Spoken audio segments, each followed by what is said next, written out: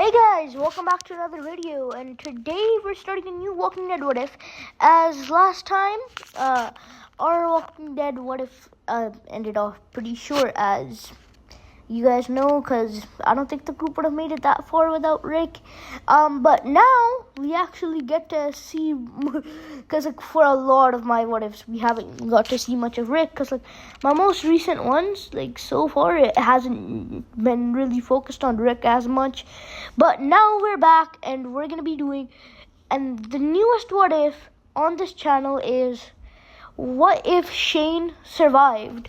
We're going to be looking at what would be the changes, what would be the downsides, what would be the good sides, and we're going to be looking at all of that in this What If series, like we did with all my others. Now, let's get into it. Now, much like the original, in the show, Shane and Rick would still have their standoff, and they'd both go back and forward about Lori and how Lori's pregnant and how that should be Shane's child and Rick's child, and how Shane is a better father to Carl than Rick and stuff like that.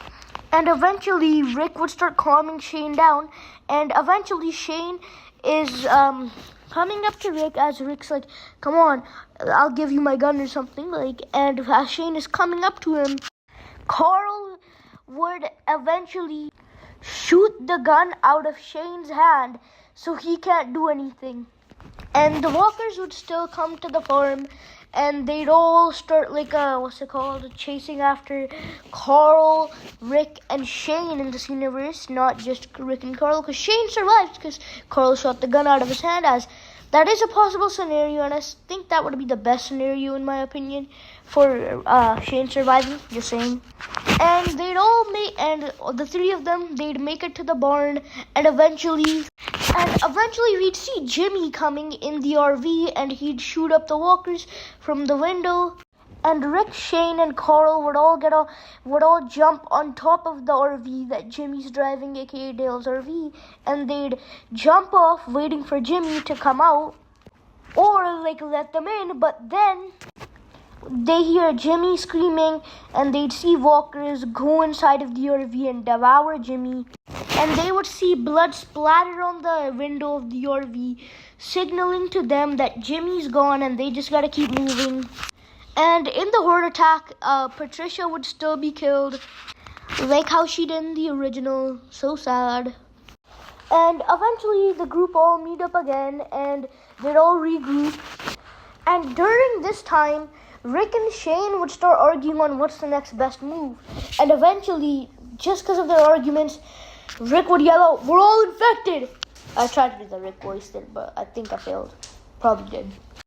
And eventually, a few months later, the group would still discover the prison, and they'd basically think of the plan to make the prison their home, make a farm, and eventually they'd start clearing out the walkers in the prison.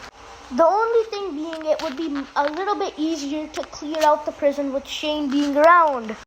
And in this universe, Trish will never lose a leg because Shane is around, and with Shane being around, I think that wouldn't really happen, because Shane could possibly just shoot off the walker. In my personal opinion, I think that's what would happen if Shane was around, because we did see how his accuracy was. And the group still run into the prisoners, and overall they'd start discussing what to do next. Overall, the confrontation with the prisoners actually goes a bit more hostile, but than it did in the original, because Shane is around, even though the situation was pretty hostile, just because Herschel just lost a leg and the group is stressed about it. In this universe, he still doesn't lose a leg, but Shane is around, so the situation is going to be a little more heated between Tomas and Shane specifically. And the group going for to clear out the prisoners, the cell block would be Glenn, Andrew, Shane, Tomas, Rick, Maggie, T-Dog, Big Tiny, Axel, and finally Daryl. And in this universe, Tomas wouldn't kill Big Tiny, because I think with Shane around and also Maggie there, Big Tiny just wouldn't die. The only reason Glenn and Maggie didn't actually go to the go and help create the cell block was because Herschel got bit on the leg, but in this universe he didn't. So I don't really see why they wouldn't help. So they'd also be there, and eventually, like there being 3 more people would definitely lead to Big Tiny also surviving. And in this universe, also Rick would never kill Tomas in this universe, as Tomas knows if he actually tries to kill Rick in this universe, Shane, who's already been arguing with Tomas, is probably gonna kill him. So in this universe, Tomas survives, so he doesn't die. So this will lead to a more calmer thing with the prisoners. They go to their own cell block with half the food, with Big Tiny, Andrew, and Tomas still alive, and Oscar and Axel, who originally survived, are also just there. So like, nothing changes with them too, really. But Oscar, Axel, and Big Tiny would probably still ask Rick if they could stay with them, but they'd still probably get declined. And in this universe, Lori doesn't die during childbirth because Herschel is around, and overall they wouldn't be in that Walker trapped situation as they were because of Andrew, because in this universe, Andrew's still alive and well. So overall, it's pretty happy so far. And Judith would be born still, and Maggie and Glenn would still go on the supply run. And Merle would still kidnap Maggie and Glenn because they wouldn't take him to the prison to see his baby brother not his baby brother, his brother Daryl. Well, he does call him baby brother, just saying. So because they wouldn't take him to his brother Daryl just to see him. So Merle gets pretty mad about that, and he would still kidnap them like he did in the original. And Merle would still torture Glenn. So after Michonne shows up at the prison like she did in the original, the group would still be going to Woodbury to save Glenn and Maggie because Michonne told them to. As we know why she wanted to go, it's just because to people who haven't watched the show, I won't spoil it, but yeah, she has the same reasoning to go, and basically everybody else just wants to save Glenn and Maggie like the original. But the group going would be a little different. The group going would be a little larger in this universe. It would be Daryl, Shane, Rick, T-Dog, Big Tiny, who would want to prove himself to the group so he could join, and also Oscar, who would also want to prove himself to the group to join, and Michonne. The group make their way in, shooting whoever they see, and Glenn and Maggie would both be rescued. And everything with Michonne and the governor would go same. And if you guys are wondering why I'm going a little fast with these things that would remain the same, is because there's really nothing to tell with them, because most people know. I'm just saying that they still happen and stuff just because they're irrelevant, because it's the same thing basically.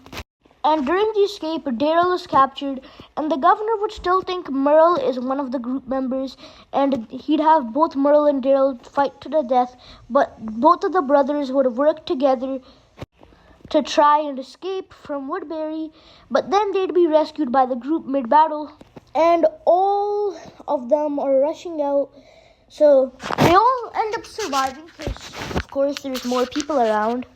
And the talk in the forest would be a lot more tense with Merle there, as in this universe, Shane would refer to Merle as piece of garbage, as he assaulted Glenn, and the governor did those types of things to Maggie. He's unforgivable, and they can't take him in. And even though if that didn't happen, why would we even take him in, considering the things he's done, how he is, all that.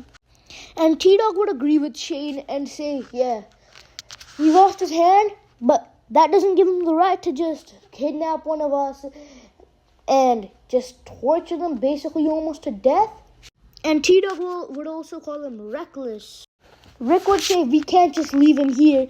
He's Daryl's brother. We can't just leave him on the side of the road.